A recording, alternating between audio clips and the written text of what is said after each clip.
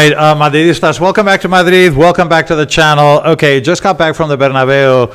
And okay, the big story here, I mean, the match was kind of blah. It was, not the greatest match we've ever seen. But the real highlight was kind of the atmosphere in the stadium and how people would respond to how everything was going on. And that was really the big story. Now, in terms, like, my general takeaway would be there are plenty of whistles going around. But it was probably less intense than I would have expected. And I think that Florentino Perez did a very good job of kind of getting ahead of this, because after the first press conference he gave, which was like he was in total disarray, I think people were really like confused and pissed off. And then I think the second interview he did with Pedrerol kind of calmed everything down a little bit. So I think that it was a very clever move of Florentino to get ahead of stuff. So there were plenty of whistles, and we're going to go through it. But it was probably, in terms of intensity, less than I expected. Now, before the match started, as Florentino walked in, and we're in tribuna, and Florentino sits to our left, and we could see kind of a ruckus going on. There was something going on, and it turns out we couldn't see it very well. We didn't know what was going on. Something was going on, and it turns out there was an old man sort of giving Florentino all sorts of crap, because of course he's there in the stadium and people are going to confront him. So he was kind of at the front of the presidential box. There was an old man kind of giving him shit, but there were some handkerchiefs in that corner. You could see it. In terms of sort of whistles, like I say, it wasn't as bad as I expected, but Vini got a few whistles and Camavinga got a few whistles, but the guy that got absolutely creamed was Kylian Mbappé. Okay, and I warned you guys that this would happen, and I told you guys the ranking. I told you where Madridismo's shit list was, and it was Fede, Kylian, Vini in that exact order, and then you have the Camavingas below that, and that's exactly what happened. Like, I'm telling you, I was spot on in terms of my little list. But let's do this chronologically. So obviously the important thing is kind of the atmosphere and the reaction of the Bernabeu. The match itself was really nothing to write home about, but let's do this chronologically. Okay, first of all, no matter how pissed off you are at Real Madrid, the anthem is always beautiful and it always gives you goosebumps, and it's very hard not to feel love when you hear it. So here it is. It's hard not to love.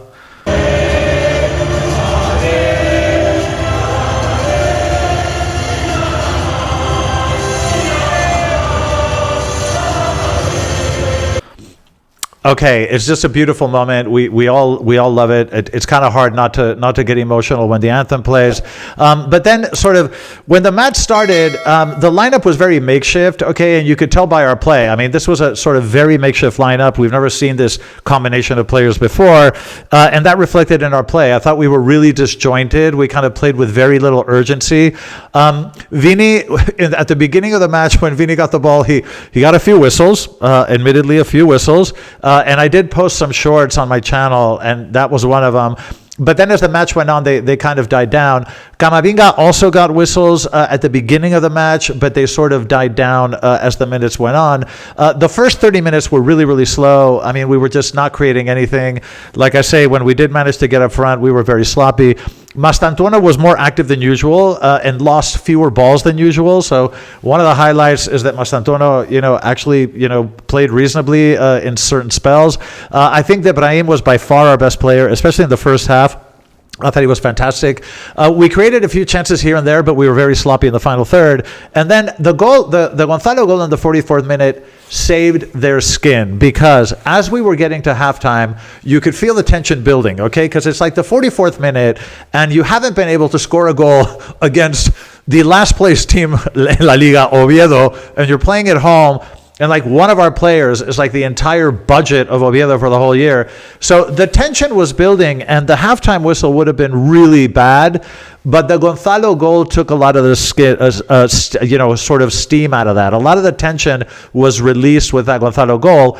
And it took a lot of the sting out of what would have been a horrendous, bout of whistles at halftime. Now the goal itself was phenomenal. I think Gonzalo is such a pure number 9, and if you look at the way he finished, the care with which he placed the ball to that far corner, to the far post, it's just beautiful. I mean, this guy is a really natural number 9, and he has that killer instinct. I think Gonzalo's a really wonderful player, and I'd be very sad to see him go. I kind of hope he stays. The second half, nothing to write home about. But there's one thing I do want to show you guys, which I do love about the Bernabeu, is that we have a tradition of honoring legendary players, and I've seen it in the Bernabeu. You know, Ryan Giggs and Pirlo, and whenever we say goodbye to a legend of the game, no matter what team they play for, we always respect, you know, we have a lot of respect for the history of football, the tradition of football. And today, Santi Cazorla came on the pitch, and Santi is very beloved all over Spain. He's been getting ovations all over Spain. I think this is his last year. He's like 40 years old or something. But he was a legendary Spanish player, played for the national team. And when he came on the pitch, he got a standing ovation, which I thought was really cool. Here it is.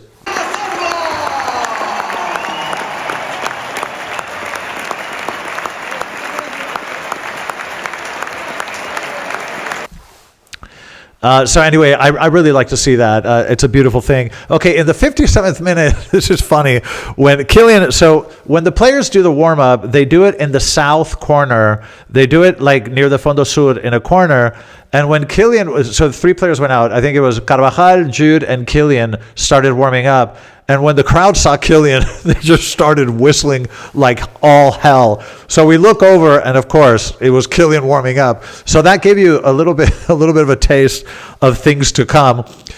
In the 61st minute, one thing I do want to highlight, and we don't need to dwell on the match very much, but there was a great recovery by Asensio in the 61st minute where he showed his speed.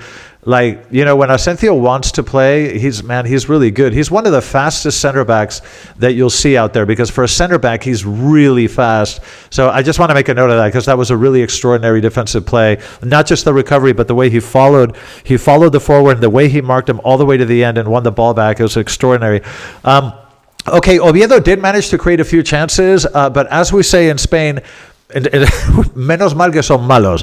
I mean, thank God they suck, because they did manage to create a few chances, but thank God they suck, because, you know, if they had been a slightly better team, you know, they would have scored 1 or 2. In the 63rd minute, Jude and Carvajal came in, and it was very interesting because Jude got a lot of applause, and Carvajal got obviously a massive ovation. And again, Brahim got a lot of recognition, because I think Brahim was our best player tonight, and he got the recognition he deserved. Okay, then came the moment where Kylian came in, and this was brutal. Okay, here it is.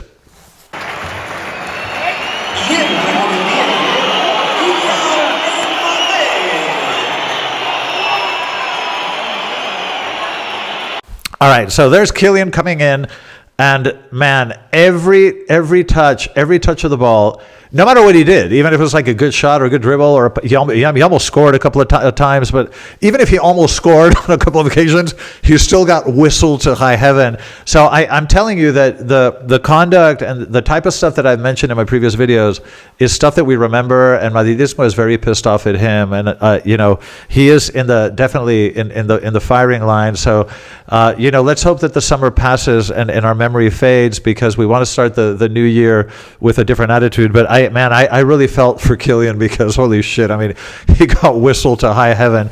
And then we had in the 80th minute the fantastic goal by Jude. This was a really wonderful goal. And of course, Jude was able to, because Arda's injured, Jude was able to play the 10 position, and you could tell how much he enjoys it. And that goal is a function of him being able to play further up. And this is what Jude misses. Like, he loves to score, and he can do it when he plays further up. Now, when Arda's around, he has to play further back as an 8, and I know that really pisses Jude off, because, you know, you could see how much he enjoys scoring and playing up front, and that is a position that he really loves. Unfortunately, you know, he's going to have to get used to playing the 8, but we'll see what Mourinho wants to do, because at this point, I think we're all pretty sure that it's going to be Mourinho. Just kind of, I don't know. It just feels at this point like it's going to be Mourinho. But anyway, so that's all I wanted to mention. Madridismo is pissed off. It wasn't nearly as bad as I thought, but definitely very pointed at certain players. And of course, Florentino. By the way, I want to tell you guys this. I'm going to be doing an important video I need you guys to watch about the elections that are coming up, because I did a deep dive. We received 4 emails for the family members that are voting, and I went through all the documents, and I did a deep dive into the whole election thing, and I need to tell you my opinion, because this is just a farce, okay? this is a farce. And you guys need to watch that video, and you'll understand why Florentino did what he did, and it explains the timing and the manner of doing it. But anyway, I think we're stuck with Florentino for a while longer. But okay, that's about it. I'm going to leave it here. Let me know your thoughts in the comment section.